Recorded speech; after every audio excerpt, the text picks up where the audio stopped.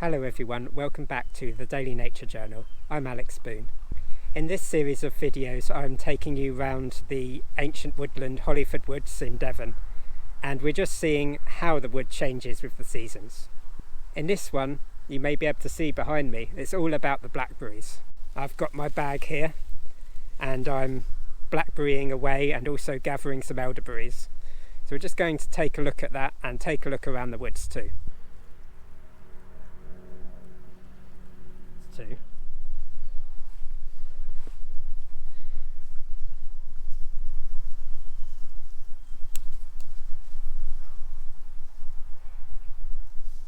I usually bring a Tupperware box with me to do my blackberrying, but I forgot today, so I've pulled this plastic bag out of the car, and I've got to be really careful with it because the problem with blackberrying with a plastic bag is as soon as you catch that bag in the brambles you could lose your entire lot of blackberries that way. So I'm trying to be careful. Have you been blackberrying yet? I'd love to hear about your blackberrying in the comments and how well you're doing. We're having an amazing year for blackberries this year. There's a lot of them, and already a lot of them have grown really quite big. It's quite important to do the taste test. Give it a check. Really, that's not a sour one, that's a good sweet one. And it does vary quite a lot according to how much sun they've got and how much time they've had to ripen. But this late in the season, as we get towards the end of August, it's about time for them to really start to taste good. So as well as your experiences blackberrying, I'd love to hear about what you do with them. We have an apple tree in our back garden, and it's a cooking apple tree, a Bramley apple tree. So I gather a lot of blackberries and I make apple and blackberry jam, and I also cook up a lot of apple and blackberry and use it as a topping for porridge and to make apple crumbles with. And at this time of year in our house there's always a lot of the smell of cooking of preserves and crumble mixes, and it lasts us the whole winter. It's very comforting to have a freezer full of crumble mix that you can then use to make up crumbles throughout the winter.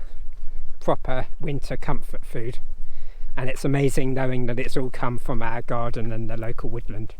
If you live in a country where you don't get blackberries, or that they're invasive, I wonder what do you use instead? Tell me about that. Now we can see that some of these trees are showing quite a lot of signs of stress because of the very, very dry weather we've had. We've got hazelnuts here.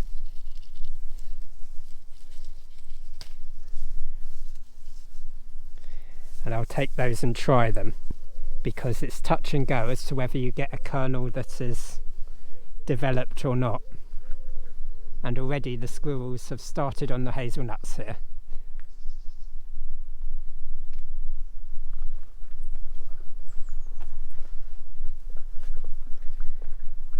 So far on this one path we've had elderberries, hazelnuts and blackberries to forage. And it's not just me foraging in them, there's bees and flies and wasps here that are taking advantage of them too. We had some rain over the last couple of days, so the grass here is wet, but the paths and the ground is very dry. Here we have some burdock. The flowers have finished. In the last video we had bees feasting on these flowers, and now they're turning into these distinctive burrs.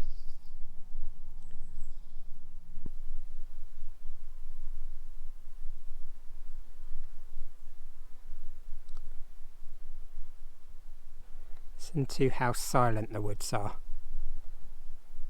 We've got these flies buzzing around, but there's no birdsong now in August. You get the odd warning call. But the birds are in their molt. They've finished breeding.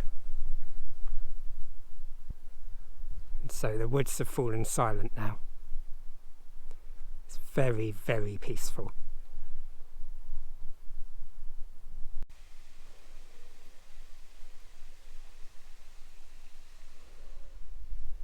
The silence of late summer in the woods. I can hear the leaves falling down. And not close ones.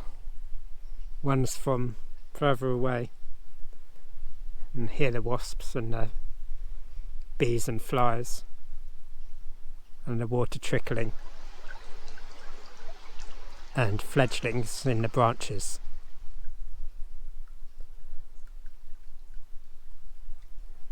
And the occasional sound of a dragonfly going past.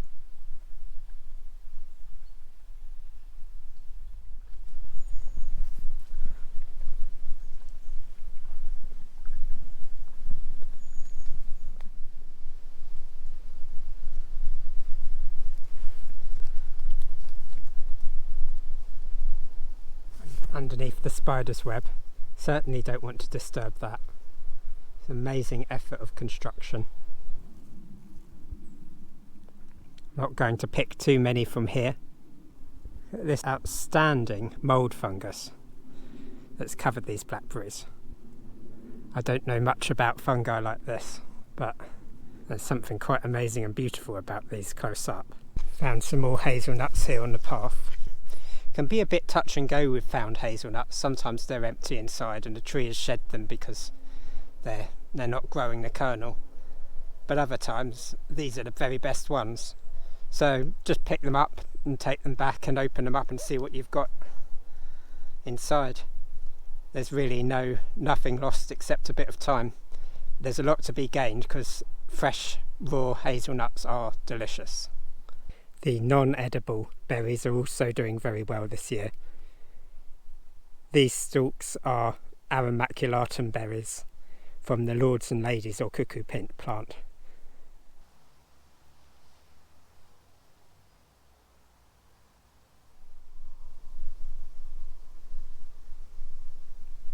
Not much has changed up here. Still got the lovely perfect semicircle here of the ash and the oak tree leaves. Bit more traffic on the main road today because it's the summer holidays here. So there's lots and lots of visitors to the area, lots of tourists. But thankfully not many of them have made it down into the woods today. It's been very, very quiet here.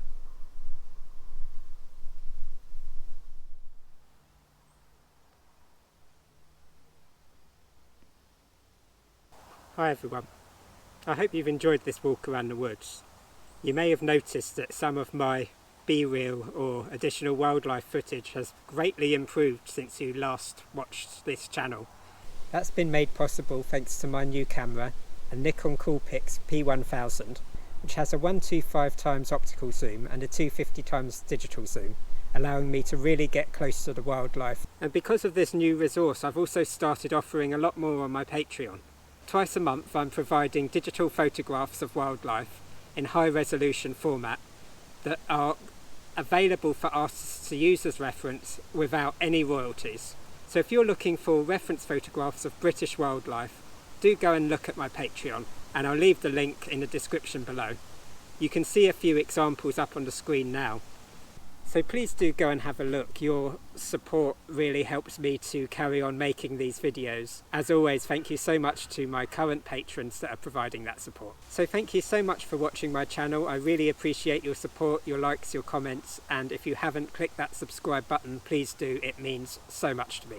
I'll see you in the next one.